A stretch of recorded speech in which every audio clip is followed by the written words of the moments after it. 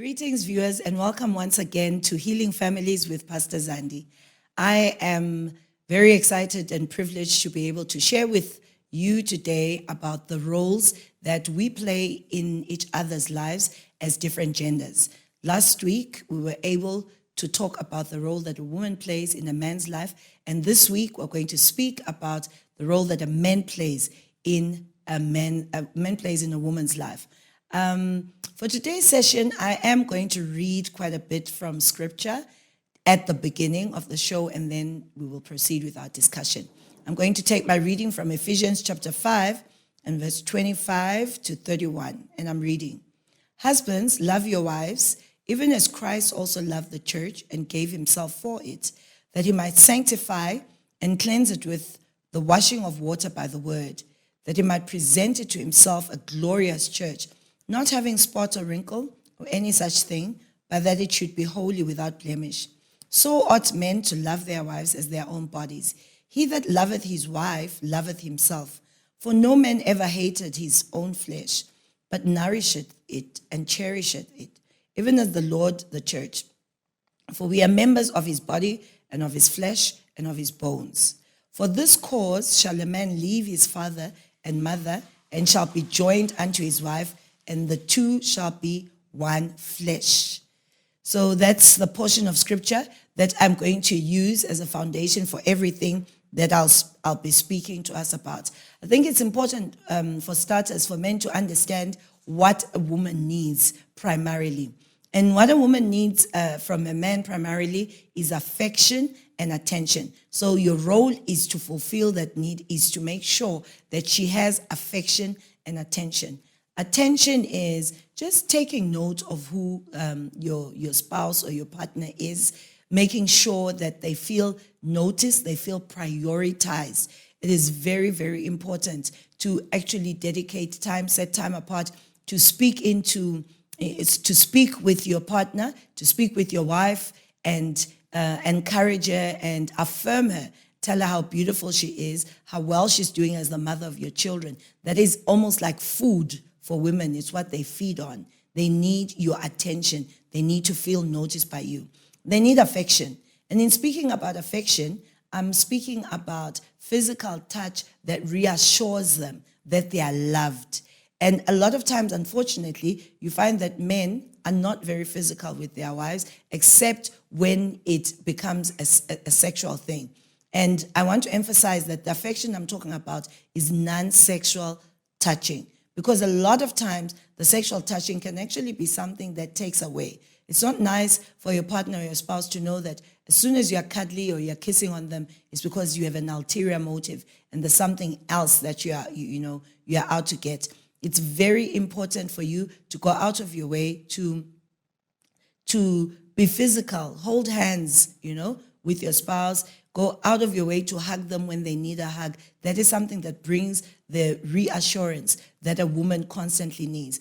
I remember that when I married my husband, I was a teenager, those 27 years ago. And when we would go to his parents' place, I would feel insecure even if I was left for just a little bit with his family because I didn't know them. And what helped there is that he would constantly check in on me. Sometimes would get separated because, as you know, in our culture, a lot of times the men then will find themselves grouping together and doing whatever, and the women have certain duties that they need to carry out, and they tend to be alone. But my husband would consistently, periodically, after 30 minutes, after an hour, he'd come into the kitchen or wherever I am, and he'd just check in on me. Are you doing okay? Are you fine? And I remember that I'd really appreciate that he would make that gesture to give me that attention. And if I needed that security that you get from just a hug, he would take the time to do that, despite the fact that there's people watching. Women like to know that they are prioritized despite and in spite of who is watching. So if you're going to make sure that your woman is happy with you, and they're satisfied with the relationship and excited about the relationship, you need to learn to be affectionate. Now, I know that men like to say things like, I've never seen my dad do that for my mom. They've never kissed on them in public. They've never held hands with them. But what you need to recognize is your wife is not your mother. And so you need to allow yourself to grow if you're going to enjoy a relationship, especially with a younger or a more modern woman. You'll need to learn to be affectionate. You'll need to learn to pay more attention. Number 2, if you are going to play your role as a man, you need to be a lover. The scripture that we read actually says, men, love your wives as Christ loves the church. Now, in just recognizing or trying to think about how Christ actually loved the church, you discover that the role of loving your wife is really very grave, in that literally Jesus died in order to express his love for the church. Now that means that in loving your wife, you die to self. Honestly, you self-sacrifice. That's what it means. You put yourself aside and you prioritize your spouse. You prioritize your wife. I've never heard of a corpse, a dead person, complaining and fighting and doing all sorts of things because they are dead. So being dead to yourself means you have a big heart and you are able to accommodate. I'm not saying that you, as a man, you're not supposed to have preferences. You're not supposed to have an opinion. But I am saying that in loving your wife, that is expressed in you laying down your life and just wanting them to be okay and always prioritizing their well-being. You want them to be okay, and you make sure that they know it. You know, I got married to my husband 27 years ago. I'm sure you're tired of hearing this. But all those many years ago when we got married, we lacked a lot. We struggled financially, and there was just so much that we would have loved to have that we didn't have. But as the years progressed and we got into the Word, we discovered truths that began to change the quality of our life. But throughout those years of us not having a lot of things that other couples had, that other families had, I actually always made sure that I didn't ask my husband for things that I knew were out of his reach. And the only reason I didn't ask him is because I know that he's ready to rob a bank in order to make sure that he meets my needs. So when you lay down your life for your spouse, your partner, they realize that they don't want to be too demanding on you because they know the level of sacrifice you're willing to make in order to accommodate them. And it's beautiful to have someone in your life who is sympathetic and understanding of where you're at because they see the effort that you make just to make them happy.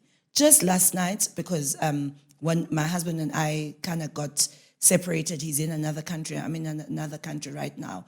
Just last night, I was having a chat with him, and he was talking about how he wanted to buy me something to surprise me, except he consulted with my firstborn daughter, who told him in no uncertain terms that he was making a big mistake. So then eventually he decided not to buy what he was trying to buy me.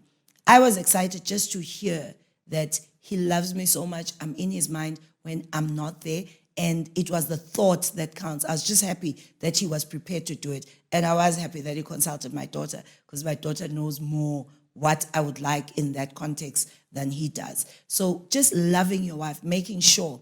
Please don't say you love them because you buy them stuff. Love them the way they want to be loved. Love them the way that they will understand that what your acts are communicating love. A lot of times men will say, yeah, that one is able to love it because he has money to buy it. No, it's not usually not what women want. Women want your time. They want your consideration. They want you to use a nice tone of voice when you speak to them. And that is how they feel loved. They want to know that you're honest. You're not going to lie to them. They want to know that you are consistent. You're not flipping out on them and changing and just being inconsistent. Those are the things that communicate love to women. But your role is to love her and lay down your life for her. Role number 3, be a provider. Where we read, the Bible then says, love your wife as you love your own body. No one ever hated his own body, but everyone nourishes their own body. Primarily, the role of provision in Scripture is placed on the man, squarely on his shoulders.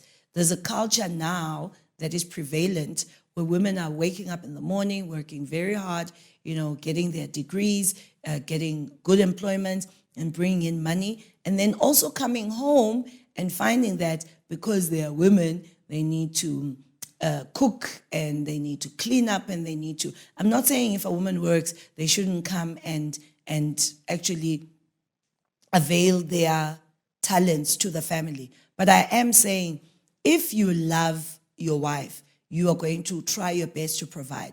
In the event that your wife has a bigger strength in provision, you supplement that by making sure that you are providing all the help that she needs. She won't come back home to you just sitting all day and saying, yeah, I couldn't get a job, so I'm going to sit here and wait for you to come back tired from work to cook and then feed me, because that's very unhealthy. That is such a problem in the relationship.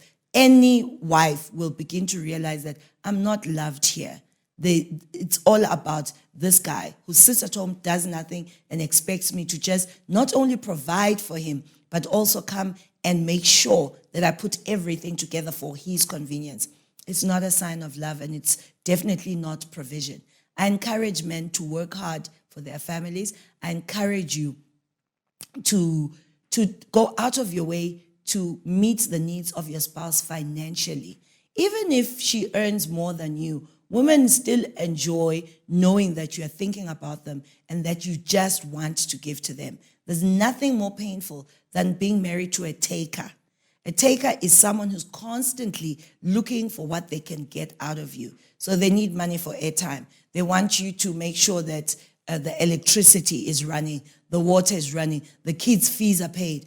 Just because I earn more than you doesn't mean you can become selfish and spend your money on your fancy toys, your cars, your wheel caps, your new, your mag wheels, or whatever it is that guys do with their money. Communicate that you love your woman by providing for her.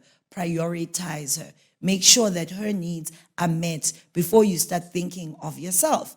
I know men who dress really, really well, and they have women who are very scruffy and they don't dress so well. And a lot of times you find that the man is the primary provider in the home, primary breadwinner. That means that he gets the income. And you can see even in his appearance that he's investing more in how he looks than he does in his wife. And I think that's very, very unhealthy. You need to make sure that, you make sure that your spouse is also taken care of. There are times when women don't really need to be taken care of, but we still like, and I consider myself to be one of those women. I'm not needing my husband to pay for stuff, but I like that he does anyway.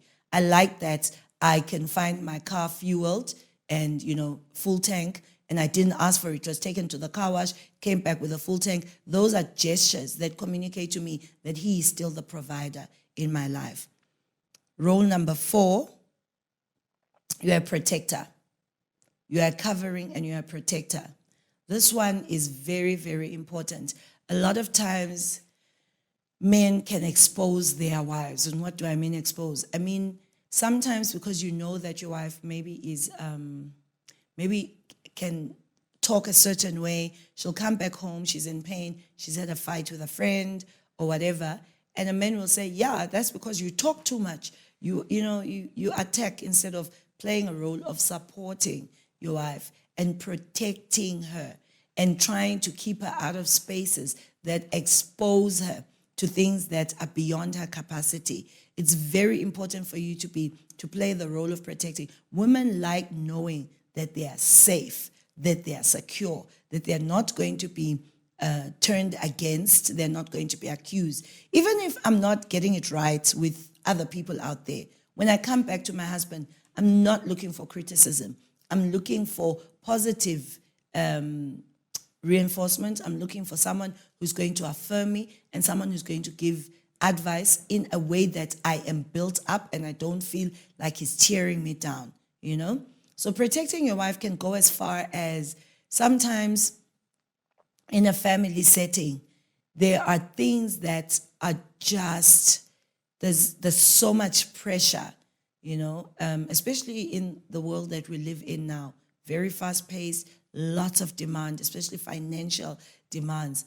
And I sometimes do counseling, and I find that women will say, my husband expects me to pay the children's fees and also pay this and pay that. And I feel like you're not protecting your wife because you're exposing her to the pressure that causes stress, blood pressure begins to rise, and she's depressed, and she's all of that. When you could rise to the occasion and make sure that she's shielded from the weight of the heavy parts of the responsibilities, share the responsibilities with your wife in such a way that she doesn't feel burdened. Protect her from the pressure of carrying the family and making sure all needs are met in the family. There's a grace upon you to do this.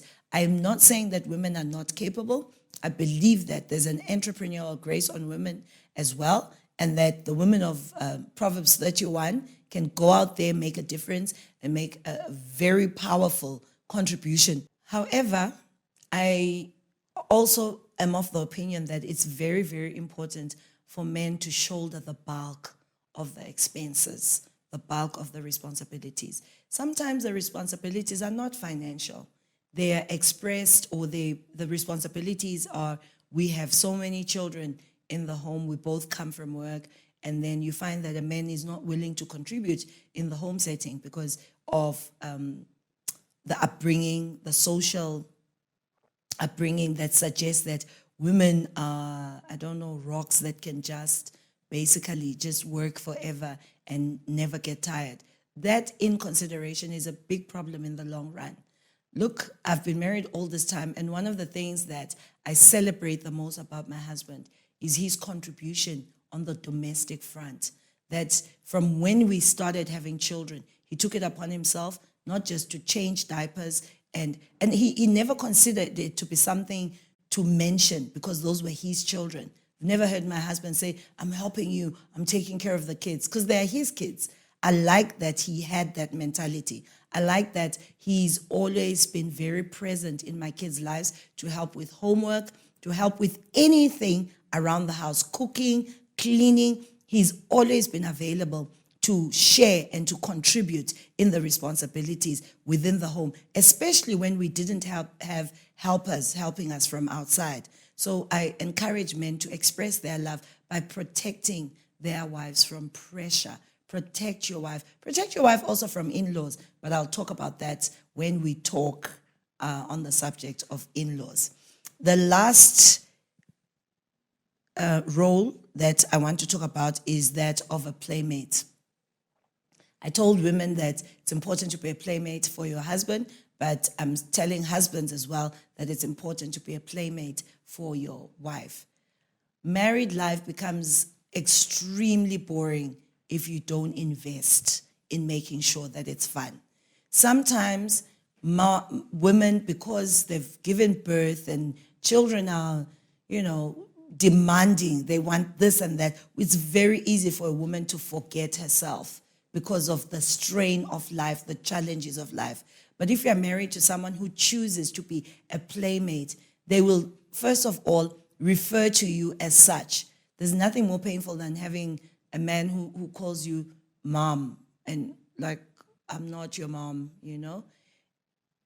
or calls you Nabo Bani. I know that culturally it's okay, but I am saying it's not romantic. It takes away the playfulness in the relationship. And also, if a man is always serious, when they want to play with the kids or with their friends, but when they're around you, they're suddenly serious, they want to make the relationship formal, it takes away. Men need to make a conscious effort to say, I'm going to be playful. I'm going to find out what her interests are, and I'm going to engage her. Women talk generally much more than men.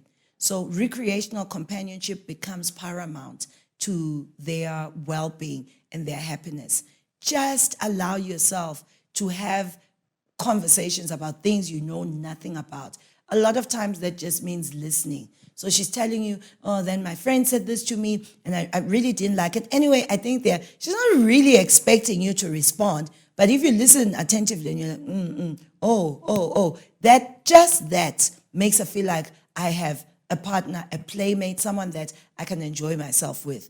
And then, of course, going out of your way to create the environment where you can actually play games. We are privileged now. We live in the Google age.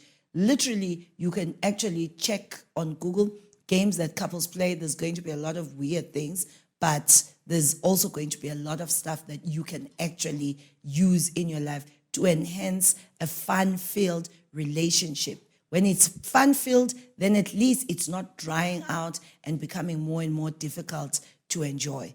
I encourage you, men, to fulfill your roles in your wives' lives and see your marriage grow and enjoy a refreshing that you never ever expected. I hope you are blessed, and I hope you are empowered, and I hope you make an intentional decision that you're going to do better going forward. Until next time, God bless you.